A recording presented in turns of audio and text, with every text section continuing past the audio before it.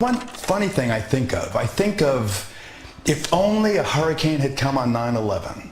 Remember, they didn't know how to use instruments, the terrorists. They took off in Boston, and they literally, after they took over the aircraft, they steered by line of sight. And it was that crystal clear September day. Sure was. Beautiful. And if it were only one of these weather days, history would have been rewritten. In a quick follow-up to Erin's video on weather modification, I just want to add something that our friend Mark James Levesque brought to my attention. I know it's been reported on before, and I may have even heard the claim, but I never actually went and looked into it myself. On the morning of 9/11, a rather large hurricane, Hurricane Erin, was sitting off the coast of New York City. In the days leading up to 9/11, Erin was on track and had been on track for a while to possibly hit New York. It had been a Category 3 the night before, on September 10th, when a sudden cold front moved in that dropped the temperature 10 degrees and Erin began to weaken, and that morning, that hurricane made a nearly 180-degree turn and went away. That's not the most bizarre thing, I don't even think. The most bizarre thing is watching the weather reports earlier that morning that occurred before the World Trade Center attacks. And you might want to grab a sweater as you head out the door. It's chilly outside. Heat on in the car as you walked out. Really one of the chilliest mornings we've had in quite a while, and it is 10 to 15 degrees cooler this morning than where you were and when you woke up and walked out the door yesterday. And you'll see that we've got clear skies throughout much of the country, some showers in the northern plains, and wet weather down in Florida, where they'll be picking up as much as 7 inches of rain in parts of central and southern Florida. Partly cloudy skies in the Pacific Northwest. The heat continues in the desert Southwest. 106 in Phoenix. That's what's going on around the country. Here's the satellite radar picture showing the rain that moved offshore thanks to the cold front. And that cold front, that's a true cold front. This day is going to be beautiful. No problems except down in Florida, a little rain. Northeast, we'll see little rough seas along the New England coastline from that hurricane that's going away. Miles and miles of sunshine. It is beautiful outside. Perfect September day with lots of sunshine. Oh, would you look at Washington, huh? I'm going outside today. All is clear and all is fine with the world weather-wise. Now notice how they first reported on Erin before it became a hurricane at all, when it was just newly forming out in the ocean off the African coast. What you see there is a big red blob which has come off the African coast and is starting to move out into the Atlantic. Clear here in the Atlantic, one major exception to talk about, and that is this wave. This one, I can tell you, has held together as far as the thunderstorm action with it, or what we call convection, better than any other tropical wave that we have seen so far this season. If we were to just take this part of the tropics, not including the part that I'm standing in front of, we really don't have much to talk about until I move. Not even a hurricane, and that's how excited they are about it.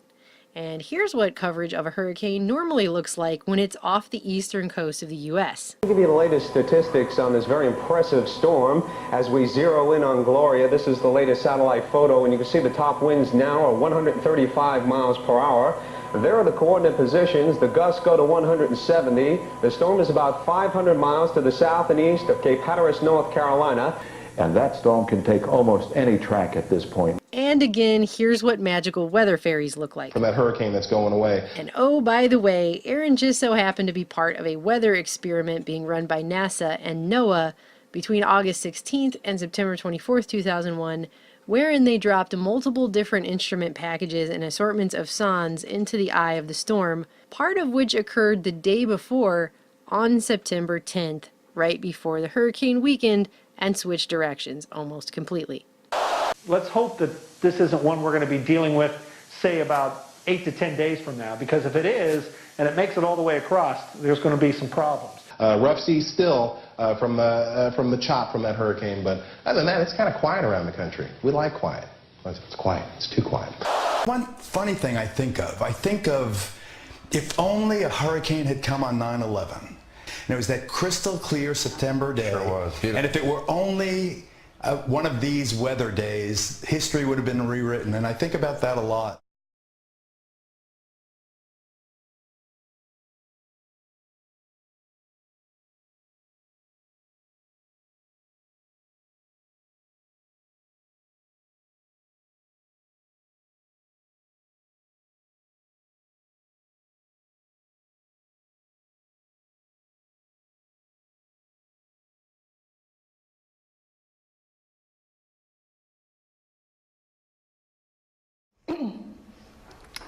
It's a high-pressure system moving eastward that they showed on the Fox News.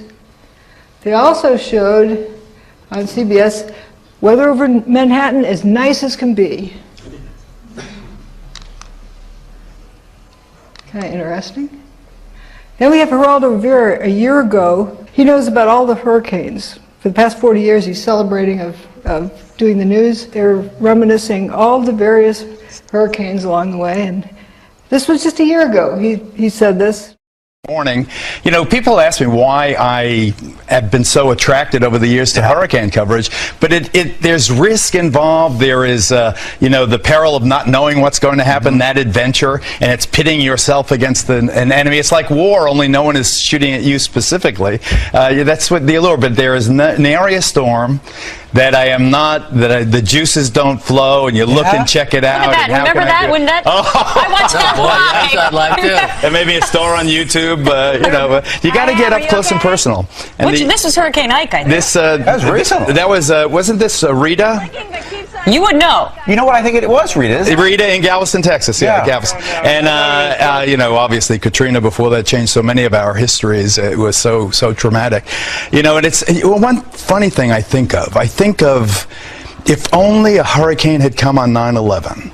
Remember, they didn't know how to use instruments, the terrorists. They took off in Boston, and they literally, after they took over the aircraft, they steered by line of sight. And it was that crystal clear September day. Sure was. And if it were only one of these weather days, history would have been rewritten. And I think about that a lot now, and especially this time of year. So are you we're the peak of hurricane season. Yeah, you're celebrating 40 years? 40 years, imagine that, isn't it? 40 years. Area hurricane that he misses. He missed that one. This was on 9/11. There's the hurricane he wished for. There's New York, right off the end of Long Island. Cape Cod, it was actually raining that day. There was an airline attendant who flew out of Boston that morning. He didn't know there was a hurricane until he saw it on my website. He said that before they take off, they have kind of a powwow with the crew, the pilot, the flight attendants and so forth, about any anomaly they need to deal with. No mention of a hurricane. Pretty interesting. That hurricane was the longest lived hurricane of the season, the first major hurricane of the season. Started out in the end of August. Came up this way, in the 4 days leading up to 9/11, it went in a straight line to New York City. 8 o'clock in the morning, pulled up to a chalk line, stopped, then turned around that afternoon and started heading out of town. While it was the closest point, it was the largest, kind of unpacked, like a figure skater, kind of stops, and then got smaller again and head out of town. Kind of weird that we didn't hear about it. What do hurricanes do, after all? Well, here's a storm front. Here's the ground. You have like a static field between the two. Ahead of a hurricane or a weather system, you know, people often say they can feel the weather coming, they can feel the weather changing, because they feel that different energy system. And you often get dry thunder ahead of a weather system. It's sort of like arcing between 2 points. You know, when you drag your feet along, coming up to, you know, across the carpet and come up to a door handle and reach out, you get a spark, it arcs across. It's kind of like that. Guess what? On 9/11, the 3 major airports surrounding Manhattan reported thunder. In JFK Airport, LaGuardia Airport, and Newark airports. So we know that hurricane was close enough to cause a static field around it. Here's what was shown on these four networks. About 10 minutes to 15 minutes before the North Tower got its hole, before the first event of the day. So there's no reason to not have business as usual. I drew in these red arrows pointing out the lightning all around the perimeter of the country. Because there's this high pressure system And all around the edge of that, you had an electrical storm going on. But here's what should have been shown. And a weatherman that I know, Scott Stevens, said, like, how much effort does it take to put an icon on the map? Here. This is the approximate size of the hurricane and the location at that moment. In full view, it's right against the coast. Let's look at the Earth's magnetic field. Oops.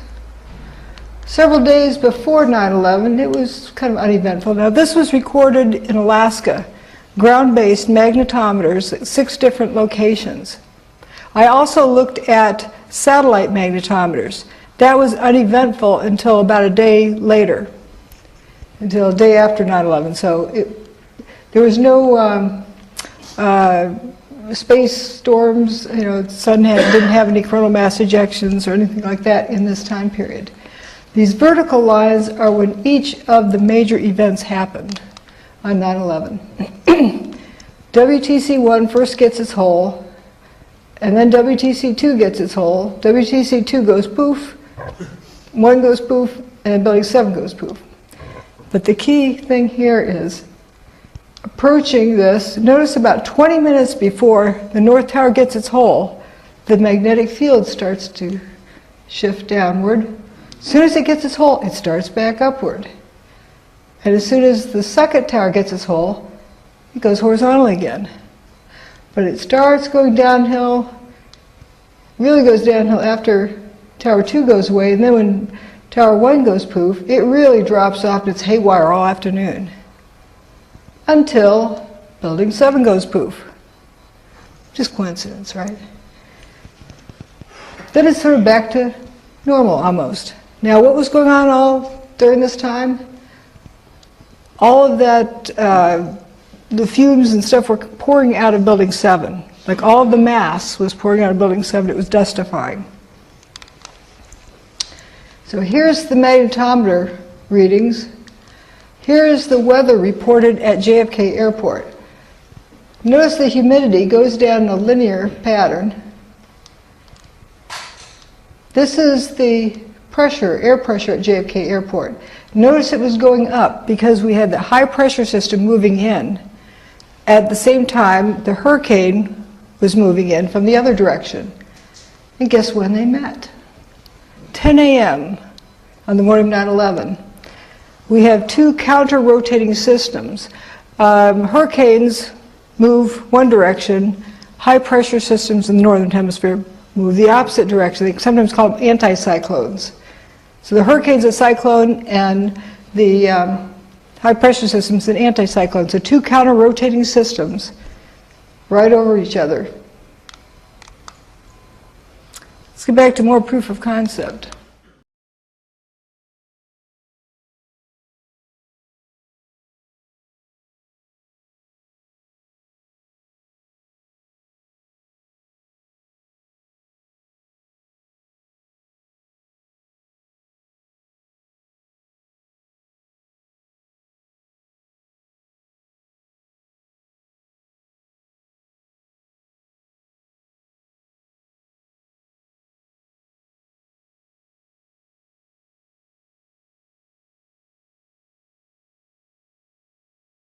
There must be something